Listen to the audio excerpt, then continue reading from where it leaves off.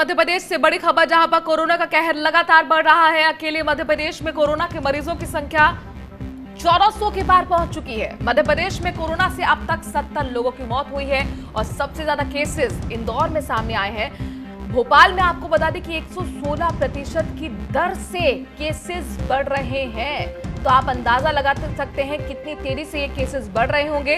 कौशल हमारे संवाददाता जुड़ गए हैं। कौशल, बेहद चिंता का विषय यहाँ पर मध्य प्रदेश संभलते नहीं संभल रहा है। 1400 के पार मरीजों की संख्या।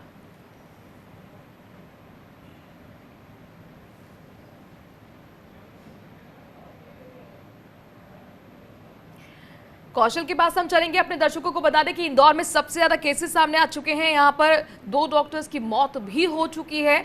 करीब 600 से ज्यादा केसेस अकेले इंदौर से सामने आए हैं। भोपाल में कई बड़े अफसर, चाहे वो स्वास्थ्य विभाग के हों, दूसरे विभागों के हों, वो तक संक्रमित हुए हैं। कई डॉक्टर, नर्सेस भी संक्रमित हुई हैं।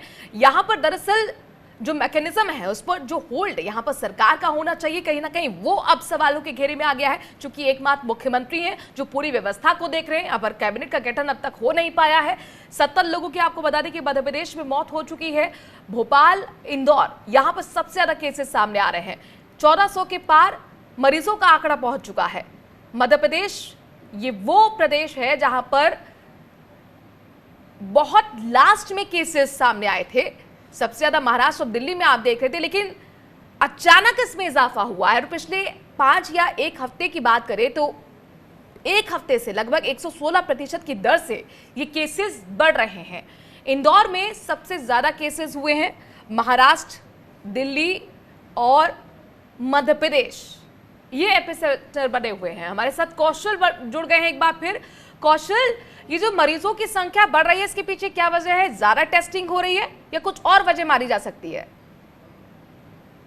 मरीजों की संख्या, टेस्टिंग तो बाकी है और ज्यादा संख्या में टेस्टिंग होनी चाहिए। जिस तरह से इंदौर और भोपाल में जो कोरोना का संक्रमण है, वो निश्चित तौर से देश में सबसे ज्यादा जो संक्रमित शहर हैं उनमें इंदौर शामिल है और इंदौर में लगातार मौत का आंकड़ा बढ़ रहा है। अब आज सुबह एक टीआई की मौत की भी सूचना है। ऐसे में मध्य प्रदेश में मौत का आंकड़ा 71 हो जाता है और मध्य प्रदेश में 1400 से ज्यादा कोरोना संक्रमित मरीज हो चुके हैं। मध्य प्रदेश में जो स्थितियां हैं वो कोरोना संक्रमण और राजनीति, जिस तरह से कोरोना के समय में राजनीतिक जो घटनाक्रम बदले हैं और उसके कारण कहीं ना कहीं जो कोरोना जो शुरुआत में जो उस पर ध्यान दिया जाना चाहिए था, जिस तरह से उस पर मॉनिटरिंग होनी चाहिए थी, जिस तरह जो सारी व्यवस्थाएं होनी चाहिए थी, एक तो वो नहीं हो पाई हैं। दूसरी चीज, समय पर रैपिड टेस्ट भी मध्य प्रदेश में अभी भी शुरू नहीं हो पाए हैं, जिसकी मांग लगातार कांग्रेस करती रही है।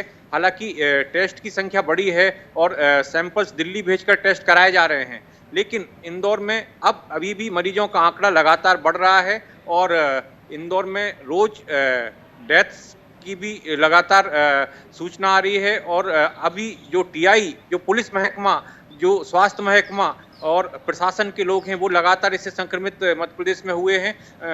ऐसे में एक टीआई की मौत की भी एक दुखद सूचना इसमें दर्ज हो गई है, जिस पर कोरोना का कहर बरपा है। बड़े अफसर की मौत की सूचना कौशल हमारे संवाददाता दे रहे हैं, यानी कि कहीं ना कहीं अफसर भी चपेट में हैं, डॉक्टर्स, नर्सेस भी चपेट में हैं। यहाँ पर ये बताइए कि मध्य प्रदेश में जिस तरीके के हालात हैं, क्या रणनीति में अब चेंजेस हो रहे हैं प्रशासन की तरफ से? कोई नए कदम उठाए गए हो कौशल?